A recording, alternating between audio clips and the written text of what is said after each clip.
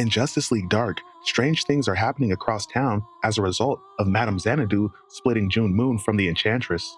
A tsunami of obsolete computers buries civilians, while a bloody war breaks out between reality TV fans and serious fiction readers.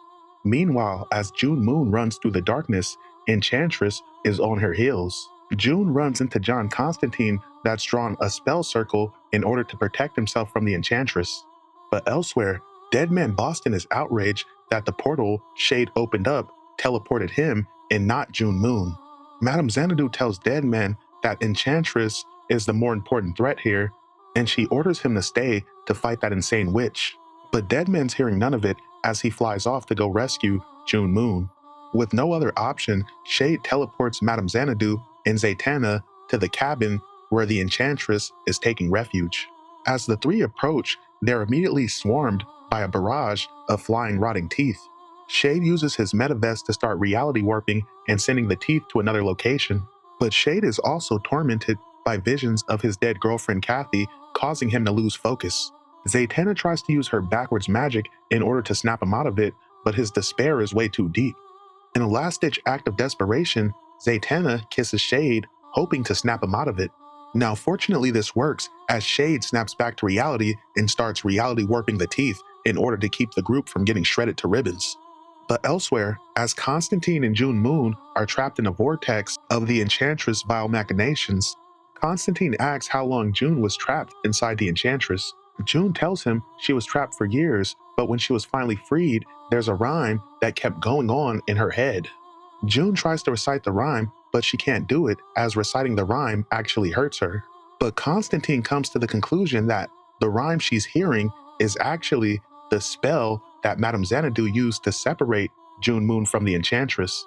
Constantine starts reciting the spell as Moone screams out in pain, but Constantine doesn't give a fuck. But before Constantine can finish the spell, Deadman Boston arrives, not understanding the gravity of the situation.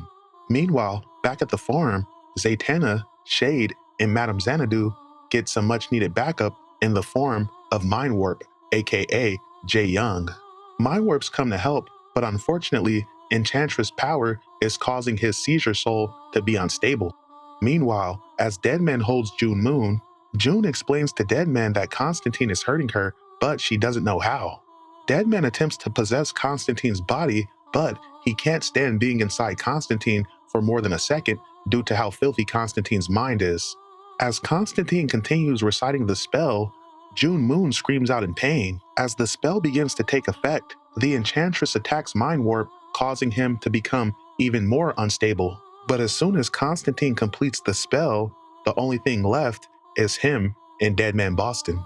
The Enchantress wakes up confused about everything that just took place, but she's back to her normal self, seeing as she's been reunited with Moone.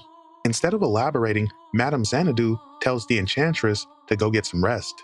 Later, at Madame Xanadu's place, Constantine basically tells the group that all the havoc caused was a result of Madame Xanadu splitting Moone from the Enchantress. Constantine gets ready to leave, saying he doesn't want to see any of them ever again. But Madame Xanadu says they must stay together as she has to read the cards. But Constantine kicks the cards right off the table, basically telling Madame Xanadu to fuck off. As the group leaves, Madame Xanadu collapses to the floor as apparently she's failed. She says this is the dark future she was trying to prevent, but as she sits on the floor, something compels her to pick up one last card. To be continued.